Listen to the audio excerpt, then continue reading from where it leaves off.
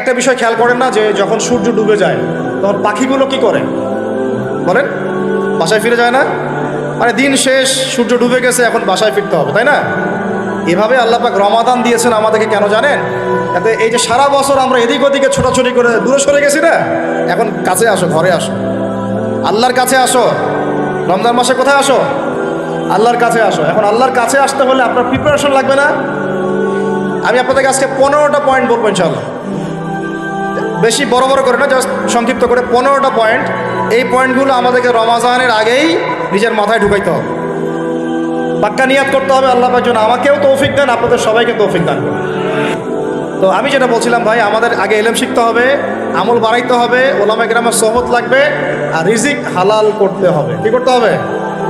কোনো অবস্থায় সুদ ঘুষ হারাম দুর্নীতির সামনেও যাবেন, যদি যান আপনি পরকালে পস্তাবেন, আর কিচ্ছু বলার নেই আমার। যদি যান তাহলে আপনি দুনিয়াতেও পস্তাবেন, পরকালে পস্তাবেন। আল্লাহ পাক আপনাকে হেফাজত করে না। আমি বের হয়ে আসেন, নিয়াত করেন, রিজিকের মালিক আল্লাহ। আর রজ্জাক কে?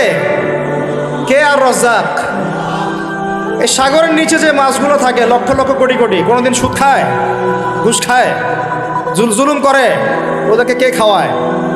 এই জমিনে যত প্রাণী আছে চাকরি বাকরি করে, কখনো ব্যবসা করে? কিছুই তো করে না। কে খাওয়ায়? তা আমাকে সুদই খাওয়া লাগলো, আমাকে রিজিকের জন্য সুদই খাওয়া লাগলো, হ্যাঁ? আমাকে খুশি খাওয়া, আমাকেই খাওয়া লাগলো, আমাকেই দুর্নীতি করতে হইলো।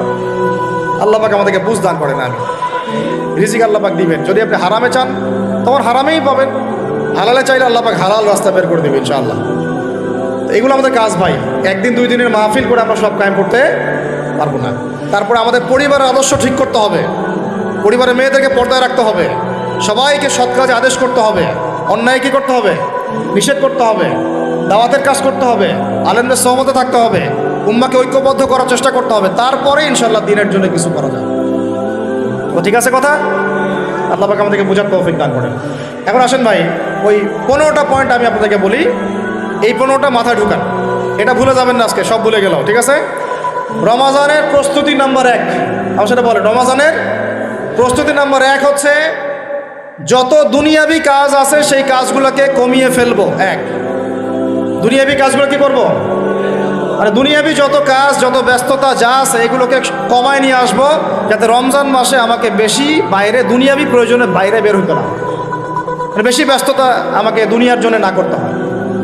মনে করেন যে আপনি চাইলে এখন যদি সামর্থ্য থাকে রমাদান এবং ঈদের বাজার করে রাখতে পারেন, কারণ লাইলাতুল কদর নষ্ট করে ঈদের বাজার, আর রমাজানের অনেক রুহানিয়াত নষ্ট করে দেয় দুনিয়াবি বাজার ঘাট, তাই না? সবার সামর্থ্য হয় না, সবার সামর্থ্য হয় না, কিন্তু বড় বড় যে বিষয়গুলো আছে, বড় বড় খাবার, মৌলিক খাবার, এগুলো আপনি 2 মাসের জন্য বাসায় রাখতে পারেন যদি সামর্থ্য থাকে। সামর্থ্য নাই তাহলে সেটা আলাদা বিষয়। মোট কথা এটা শুধু একটা বিষয় বোঝাচ্ছি না, দুনিয়াবি যত ব্যস্ততা এগুলোকে কমায় রমাজানের জন্য প্রিপারেশন নিতে হবে। আল্লাহ পাক আমাদেরকে সবাইকে রমাদানের জন্য প্রিপারেশন নেওয়ার তৌফিক দান করেন। এটা হলো মনস্তাত্ত্বিক প্রিপারেশন, যে রমাদান আসতেছে, আমি শাবান মাসেই আমি আমার কাজগুলো গোছাই নেব, যাতে রমজানে আমি ফারেক থাকি ইবাদতের জন্য।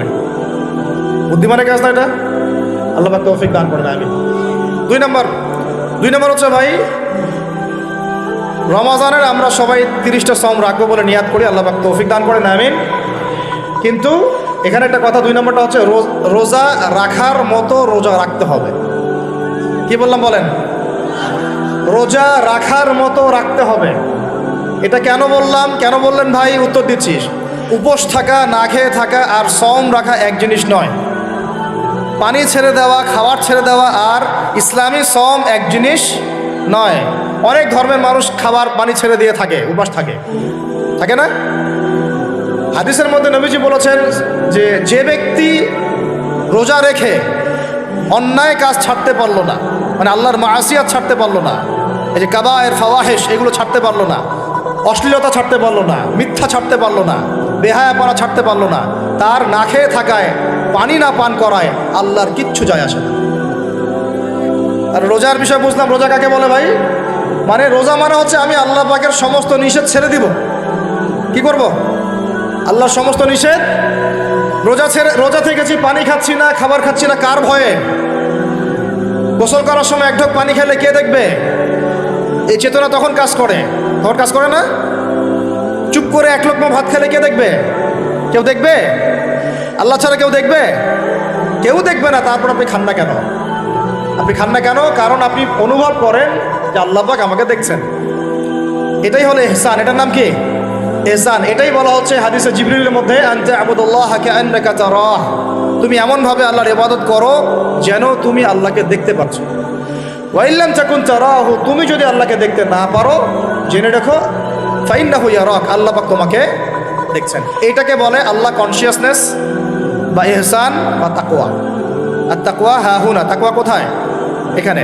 আপনি সওমের আয়াতটা পড়েন, কুতিবা আলাইকুমুস সিয়াম কামা কুতিবা আলাল লাযিনা মিন ক্বাবলিকুম লাআল্লাকুম কি তাত্তাকুন, তোমাদের উপর সওমকে ফরজ করা হয়েছে ঠিক যেমন করে আগের উম্মতদের উপরেও করা হয়েছিল। উদ্দেশ্য হচ্ছে লাআল্লাকুম তাত্তাকুন, যাতে করে তোমরা তাকওয়া অবলম্বন করতে পারো। তাকওয়া মানে আল্লাহ কনসিয়াসনেস। এই যে আমি খাচ্ছি না, পান করতেছি না, আমি বিশ্বাস করি আল্লাহ আমাকে দেখতেছেন, এই তো। তো সেই বান্দা কেমন করে রমজান চলে গেলেই বেনামাজি থাকতে পারে? রমজান চলে গেলে কি আল্লাহ তাকে আর দেখে না? সেই বান্দা কিভাবে সুদ খায়, তখন কি আল্লাহ তাকে দেখে না? সেই বান্দা, একই বান্দা কিভাবে জেনা করতে পারে? মেয়েকে নিয়ে কেমন করে বাইকে ঘুরতে পারে? কেমন করে গায়রা মাহরামের সাথে আমরা করতে পারি, ফ্রি মিক্সিং করতে পারি? কেমন করে সে সমকামিতার দিকে ধাবিত হতে পারে? কেমন করে সে জুয়া খেলতে পারে? কেমন করে সে মাদক খাইতে পারে? কেমন করে সে আল্লাহ দ্রোহী আইন বাস্তবায়ন করতে পারে? যদি সে এই চেতনা থাকে যে আল্লাহ আমাকে দেখছেন। এই চেতনাটাকে বদ্ধমূল করার জন্যই রমাজান আসে। বলেন সুবহানাল্লাহ। আমি বুঝাতে পারলাম রোজা রাখার উদ্দেশ্যটা কি? ওই জিনিসটাকেই আমাদের ভিতরে ইনস্টল করাই হলো উদ্দেশ্য। লাআল্লাকুম, অবশ্যই বলেন লাআল্লাকুম তাত্তাকুন। তাকওয়া কি কিনতে পাওয়া যায় বাজারে? এই যে আল্লাহ পাক আমাকে দেখছেন, আমি খাবো না, আল্লাহ আমাকে দেখছেন, আমি পান করতে পারবো না, আমার রেস্ট্রিকশন আছে, পিপাসায় গলা ফেটে যাচ্ছে একেবারে রোদের মধ্যে, তাও খাচ্ছি না কেন? কার ভয়ে? ওইটাই জীবনের সব ক্ষেত্রে বাস্তবায়ন করার জন্যই রমজান আসে। বুঝতে পারি না? ওই চেতনাটাই, একই চেতনাটাই জীবনের সবগুলো কাজে বাস্তবায়ন করার জন্য কি আসে? রমাদানের সওম আসে। আমরা শুধু রোজার ফজিলত নিয়ে বয়ান করি, রোজা রাখলে 70 গুণ নাকি হবে না, 70 গুণ হবে, 700 গুণ বাড়াই দেবে। মূল কথা ফজিলত তো ফজিলত পাবোই, মূল কথা এইটা, তাকেও অবলম্বন করতে হবে। আল্লাহ পাক আমাদেরকে তৌফিক দান করেন। কয়টা বলছি বলেন ভাই? 2টা মনে থাকবে। 1, দুনিয়াবি কাজ কমায় ফেলা। 2, কি রোজা রাখার মতো রাখা। 3 নাম্বার হচ্ছে, এটা আমার নিজস্ব একটা পরামর্শ আর কি। 3 নাম্বার হচ্ছে রোজা রাখার জন্য আমাদের সাহারি করতে হয়, ইফতার করতে হয়। এই তো আল্লাহর ওয়াস্তে সাহারি এবং ইফতারে মুসলমানের মতো খাবার খাবেন, জানোয়ারের মতো খাবার খাবেন না। সাহারি এবং ইফতার এই দুটোতে কি খাবেন? মুসলমানের, মুমিনের মতো খাবার খাবেন, জানোয়ারের মতো খাবার খাবেন না। আল্লাহ পাক বোঝার তৌফিক দান করেন। মানে আমরা কিন্তু সাহারিতে কি করি জানেন? 7 পেট খাই। কয় পেট? নবীজি বলেছেন খাবে পেটের 1 ভাগ খাবার, 1 ভাগ পানি, 1 ভাগ, আবার বলি 1 ভাগ খাবার, 1 ভাগ পানি, 1 ভাগ। কার পেট খালি আছে এখন খাওয়ার সময়, খাওয়ার টেবিলে? আমাদের ওস্তাদরা বলেন যে মুসলিম উম্মাহ, আমাদের ওস্তাদরা বলেন যে মুসলিম উম্মাহ খাবার টেবিলে হেরে গেছে, সে কখনো জিহাদের মাঠে জিততে পারবে না। বুঝতে পারেন নাই? বুঝতে পারলাম না মনে হয়। যারা খাবারের টেবিলেই হেরে গেছে, এখানেই তো আপনি সুন্নাহ মাফিক খাইতে পারতেছেন না, প্রবৃত্তির কাছে হেরে গেলেন, গপ গপ গপ গপ করে খাচ্ছি 7 পেট ভর্তি করে। এখানে তো খাবারের সামনেই হেরে গেলাম, প্রবৃত্তির সামনে। সে আবার কাফেরদের সাথে জিতবে কেমনে? জিতবে আগে নিজের প্রবৃত্তির উপর জিহাদে তো জিততে হবে। আমার মন চাচ্ছে জেনা করি, করবো না, এটার নাম জিহাদ, এটাও জিহাদ। মন চাচ্ছে সুদ খাই, একটু খাবো না, এটার নাম কি? জিহাদ। মন চাচ্ছে নামাজ না পড়ি, ঘুমায় থাকি, মন চাচ্ছে না, মন বলতেছে ঘুমাই ঘুমাই ঘুমাই, কিন্তু নামাজ পড়তে হবে। এই যে উঠলাম, ওযু করলাম, গেলাম, এর নাম কি? এটাও এক প্রকার কি? বরং নফসের সাথে জিহাদটা অনেক বড় জিহাদ বলা হয়েছে, বলা হয় নাই? এটা মানুষকে শক্ত করবে। একটা মেয়ে সেটা প্রেম করতে মন চায়, করবো না, ওকে দেখবও না, যাবো না কাছে, এটা শক্ত থাকার নাম কি? এটা মনের নফসের সাথে কি বুঝেন? আল্লাহ পাক আমাদেরকে নফস শক্ত করার তৌফিক দান করেন। তো ভাই, খাবার ইফতারেও এভাবে 7 পেট খাবেন না, সারিতেও খাবো না, কথা করি তো ইনশাল্লাহ। শোনেন, পরিমিত খাবেন, পুষ্টিকর খাবার খাবেন, পরিমিত খাবেন কিন্তু পুষ্টিকর খাবার খাবেন, তাহলে যথেষ্ট হবে ইনশাল্লাহ। আর এখনকার যে খাওয়ার এদের বেশিরভাগই ভেজাল। যত বেশি খাবো তত দ্রুত অসুস্থ হব। তো এই যে আমরা দিন দিন যে দুর্বল হয়ে